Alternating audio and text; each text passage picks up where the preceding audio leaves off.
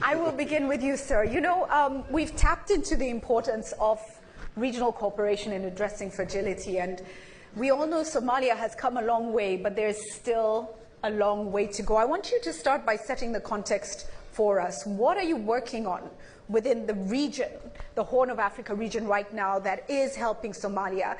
And what is the way forward? We have a lot of stakeholders in this room, from the development financiers to, you know, private sector, government is here. What's your message on this journey as you move from fragility, move out of fragility into what we hope will be economic development for Somalia? Thank you, Julia. I just want to start first by saying that I represent Somalia of today.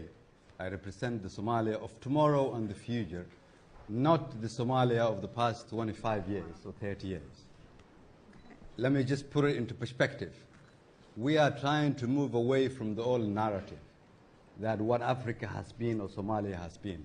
So that is the first line of the order of the day that I would like to bring as a message. Can we give that a round of applause?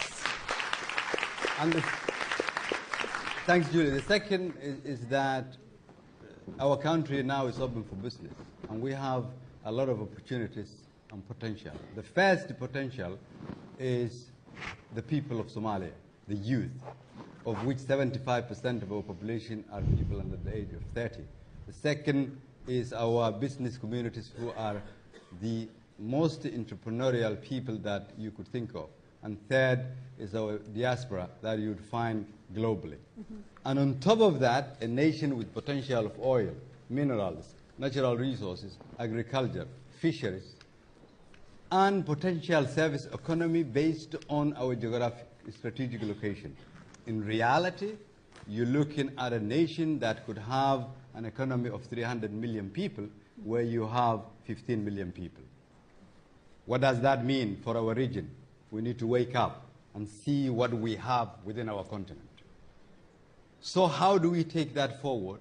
We need to create a conducive environment that functions, have political, economic, and security reforms. We are now putting, therefore, all these changes and reforms in place.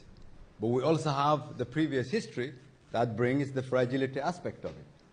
Investment is critical, but timing of the investment itself is the essence. That is why we ask our partners to prevent fragility and not to deal with it, and invest at a timely manner. Final point is that all that will require leadership. And those of us who now are the ones leading the region and the continent will also need to change the old habit of way of leading the continent. Wow. You know,